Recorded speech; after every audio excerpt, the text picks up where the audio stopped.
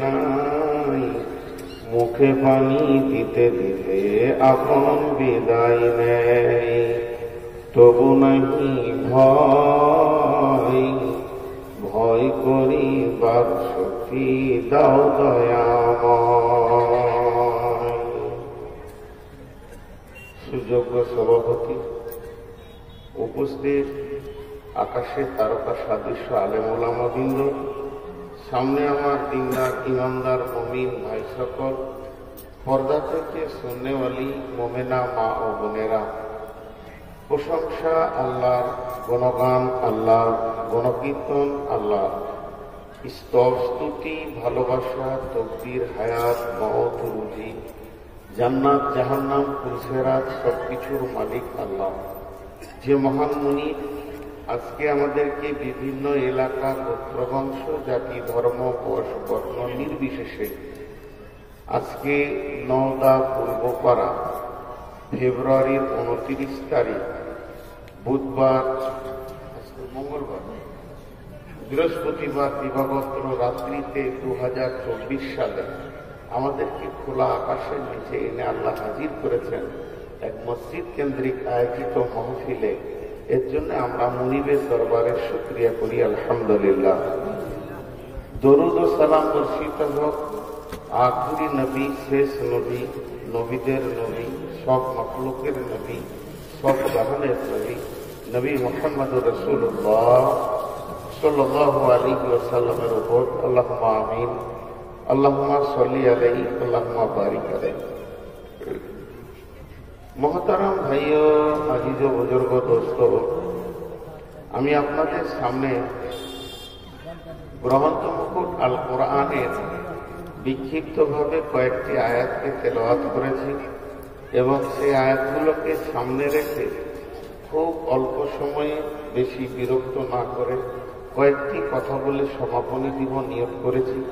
যদি আমার মাবুদ আমাকে তৌফিক দেন তো আমার তৌফিকে ইল্লা বিল্লাহি আলাইহি তাওয়াক্কালতু ওয়া ইলাইহি উনীব। মুহতারাম ভাইও, আজিজ ও বুজুর্গ দোস্ত, আল্লাহ তাবারাক ওয়া তাআলা পৃথিবীর বুকে অনেক মাখলুক সৃষ্টি করেছেন, অগণন, যা গুণে শেষ করা যাবে না।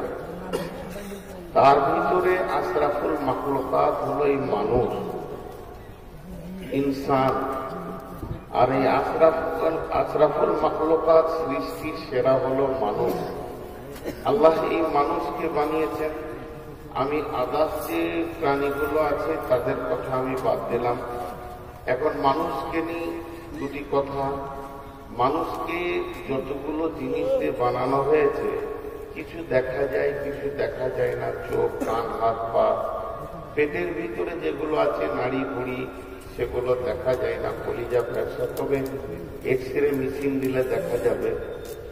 তো এই উপকরণ, হাড় হাড্ডি, বিভিন্ন জিনিস দিয়ে আল্লাহ বানিয়েছেন। তারই ভিতরে একটা জিনিস এই মানুষের দিয়েছেন সফটওয়্যার, যেটা অন্য কোনো প্রাণীর মধ্যে নাই। সেটা হচ্ছে লোভ, লালসা, হিংসা, পরশিকাতরতা, রিয়া, তাকাব্বুর, অহংকার, ভয় ভীতি, ভালোবাসা, প্রেম, প্রীতি, উদ্দীপনা, তারপরে ভয়, দুঃখ, বেদনা, সাহস, এগুলো মানুষের মধ্যে আছে। যখন যেটা প্রয়োজন হয় ঠিক অটোমেটিক্যালি ওইটা তার বডিতে কাজ করে। কাঁদার প্রয়োজন হয় বিপদ আপদ হলে, তখন দুঃখ বেদনা তার কাজ করে। সাহসের যখন প্রয়োজন হয় তখন সে কাজ করে। যখন প্রয়োজন হয় ভয় করা, তখন ভয় কাজ করে। এমনভাবে আল্লাহ অটোমেটিক্যালি জিনিসগুলো দিয়েছে, এগুলো এক্সরে মেশিনেও পাওয়া যাবে না, মানুষটাকে কাটলেও পাওয়া যাবে না, অথচ মানুষের ভিতরেই আছে, সবগুলি কাজে লাগে। তার মধ্যে আমি আপনাদের সামনে একটা জিনিস ধরেছি, যার নাম হচ্ছে ভয়। ভয় মানে আমরা বলি তাকওয়া মানে ভয়, খৌফ মানে ভয়। আর ভয় মানুষকে সাবধানতা শেখায়। আর ভয় এমন একটা দামি নিয়ামত, ইমানের পরে পরে যার স্থান। যার ভিতরে ভয় নাই তার মধ্যে ইমান নাই, যার ভিতরে ইমান নাই তার ভিতরে ভয় নাই। ভয় মানুষকে অনেক উপর লেভেলে নিয়ে চলে যায়। অনেকে বলে ভয় করলে কিছু করতে পারবে না, বরং ভয় করলেই কিছু করতে পারবে। ভয় এমন একটা জিনিস, আল্লাহ তাআলা ভীতুদেরকে মুত্তাকি বলেছেন এবং ভীতুদেরকে আল্লাহ কত সম্মানী কথা কোরআনে বলেছেন। তাকওয়া মানে ভয়, মুত্তাকি মানে ভীতু, ভয় কারণে বলা, যে আল্লাহর ভয়ে কাঁপে সে হলো মুত্তাকি। তো এটা কত কাজে লাগে আস্তে আস্তে আপনাদের সামনে আমি যুক্তি এবং কিছু ফিলোসফি কিছু কথা বলবো।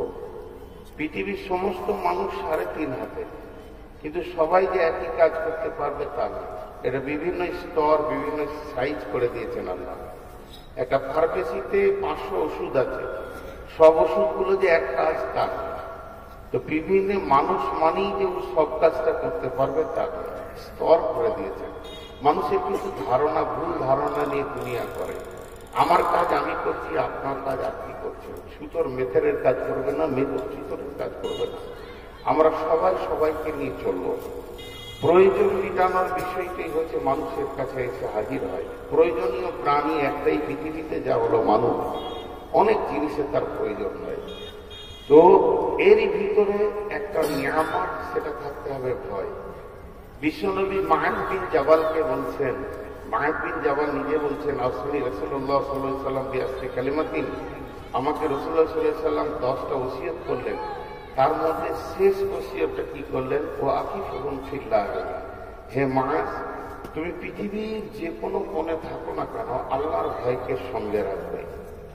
আল্লাহর ভয় এমন একটা জিনিস যা তোমাকে গুনার সিকিউরিটি দেবে।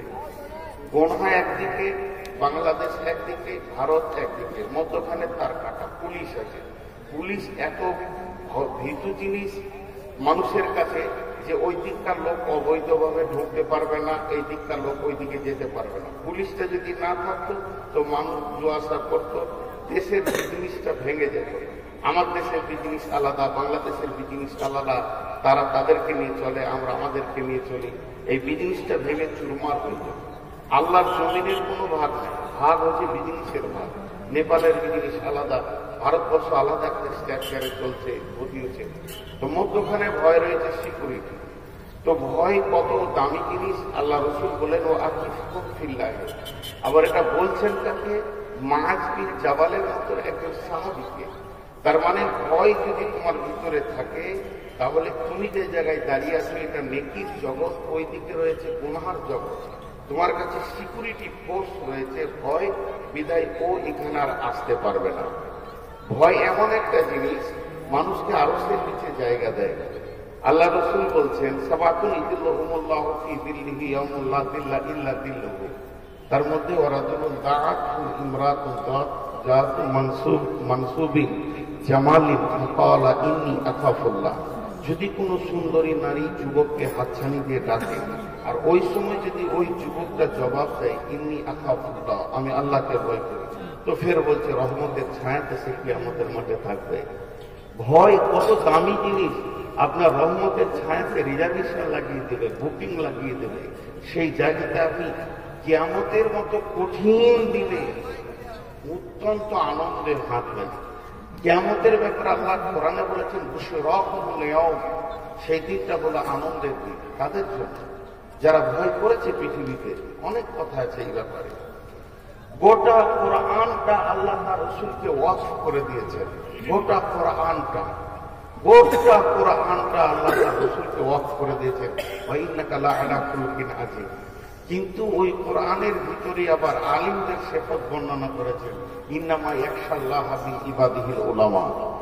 আমরা সারা জীবন একটা জিনিস জেনে এসেছি যে আলেমরাই আল্লাহকে ভয় করে। কিন্তু আমি আবার নতুন একটা জিনিস জানলাম, যারা আল্লাহকে ভয় করে তারাই আলেম, যাদের ভিতরে ভয় নেই। বড় বড় পণ্ডিত, দিগ্গজ পণ্ডিত, আমাদের মতো নূর মোহাম্মদ তার জুতোটা দাঁতে তুললে জুতোটার দাম কমে যাবে, আমার দাম বেড়ে যাবে। যে অমুক আলেমের জুতাকে নূর মোহাম্মদ দাঁতে করে তুলেছে, তার মানে ওর জুতোর দাম কমে গেল। আমি এত জঘন্য যে জুতোর দাম কমে গেল, কিন্তু তাকওয়ার জগতে গিয়ে দেখছি মেরে মুড়ে লুটে ফুটে দেশ বিদেশের টাকাকে খেয়ে একাকার করে দিচ্ছে। মসজিদের নামে নিয়েছে, মাদ্রাসার নামে নিয়েছে, লুটে ফুটে শেষ করে দিচ্ছে। কারণ তার কাছে নেই আল্লাহর ভয়। আল্লাহর ভয় যদি থাকতো, পৃথিবীর সব থেকে বড় বড় আলিম হচ্ছে ইবলিস। কারণ সে সব নবীকে নিজের চোখে দেখেছে, তাকে কোনো কিতাব পড়তে হবে না। তারপরও তার কাছে ছিল না ভয়, সরে গেল একদম, আল্লাহ নজর থেকে সরে চলে গেল। রিয়া, তাকাব্বুর, অহংকার তাকে পানির মধ্যে ডুবিয়ে শেষ করে দিল।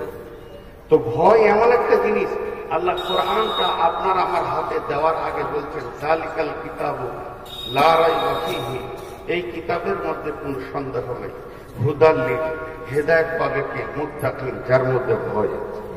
ভয় যদি না থাকে তো গোটা কোরআনটা তোমার জন্য অন্ধ। ভয় যদি তোমার ভিতরে থাকে তো গোটা কোরআনটা তোমার জন্য নুরানির রাস্তা। জিবরে, তো ভয় এমন একটা জিনিস মানুষকে একটা জায়গায় দাঁড় করিয়ে দেয়। আমি শুধু আপনাদের কাছে কয়েকটি উদাহরণ দিব। আমার এই উদাহরণগুলো একটু ধৈর্য ধরে শুনবেন। আল্লাহর রাস্তায় আমি আশা করি, তবে একটা কথা আমি বহু জালসাই বলেছি, ইউটিউবার থেকে আপনারা এখনই বকছিলেন, আমি কিছু বলিনি, মানে আমি বলতে বলতে ক্লান্ত হয়ে গেছি, আর বলবো না। নিয়োগ করেছি আগামী বছর যদি জালসা করি তো কোনো ইউটিউবার যেন না থাকে, এটা কমিটিকে বলে দেবো। কিন্তু তারপরেও একটা লাভ হচ্ছে, জালসা সিজন শেষ হলে মোবাইলে দেখছেন, এদের কারণে যাদেরকে আপনি এতক্ষণ বকছিলেন, জালসা সিজনটা যখন শেষ হয়ে যাবে, বড় বড় আলিম, মতিউর রহমান মাদানির মতো আলিম, তারপরে আবার ভাই যে কাউসার এখানে রয়েছেন মাদানির মতো আলিম, মঈন মাদানির মতো আলিম, যাদেরকে আমি চিনি তাদের কথা বলি। বাংলাদেশে বেশ কিছু বড় বড় শায়েখ রয়েছেন, আব্দুর রাজ্জাক বিন ইউসুফ, এদের মতো আলিমদের বায়ানগুলো আপনি পাবেন কোথায় বলেন? বর্ডার পেরিয়ে শুনতে যাবেন, পাসপোর্ট করেছেন, তাদের মহফিলে পৌঁছাতে পারবেন? শুধু এরাই আপনার ঘরে পৌঁছে দিচ্ছে। এত ধুমকালে হবে না, একটু সাইড করে বসে গেলেই হয়ে যায়, একটু সরে বসে গেলেই হয়ে যায়। তো আমি যে কথাটা বলতেছি, এতদূর চলে আসলাম, গোটা কোরআনটাকে বুঝতে গেলে আল্লাহর ভয় লাগবে। শুধু চামড়ার চোখে পড়লে হবে না, ব্যাকরণের চোখে পড়লে হবে না, পড়তে হবে তাকওয়ার নজরে। তাকওয়ার নজরে যদি কোরআনের শুরু থেকে শেষ পর্যন্ত পড়া যায়, প্রত্যেকটি লাইনে, প্রত্যেকটি অক্ষরে, প্রত্যেকটি শব্দে, প্রত্যেকটি বাক্য রচনায়, প্রত্যেকটি আয়াতে, প্রত্যেকটি সূরাতে, প্রত্যেকটি পারাতে আপনি নুরানির আলো পাবেন। আর যদি তাকওয়াটাই না থাকে, তাকওয়াটাই যদি না থাকে, ভয়টাই যদি না থাকে, গোটা কোরআন শেষ হবে, গোটা কোরআনের তর্জমা শেষ হবে, তফসির শেষ হবে, আর আমি নূর মোহাম্মদের মতো মুনাফিকের জিন্দেগি চলবে। আপনারা, আমি বেঈমান হয়ে গেছি, আমার তো ইমানই নেই। তো আমি বহু জালসাই বলি যে আমাকে যদি এখন কোরআন শরীফটা খুলে দিয়ে বলা হয় বিসমিল্লাহির রহমানির রহিম, নূর মোহাম্মদের তুমি ব্যাকরণ দিয়ে তর্জমা করো, আল্লাহর কসম আমি পারবো না, কসম করে বলেছি পারবো না। কেন পারবো না? সেই পরিমাণ আমার ইলম নেই, আমি ফতোয়া দিই না, দিতে পারবো না। কিন্তু ঘটনাটা হচ্ছে, আমি যতটুকু এই বই ওই বই, বাড়িতে বাংলা বই পড়ে সার্চিং করেছি, আমার আরবি কিতাব পড়ার ক্ষমতা নেই, কিন্তু যেটুকুই সার্চিং করেছি, যেটুকু পেয়েছি, তাতে হচ্ছে ভয় একটা অনাথ আশ্চর্য।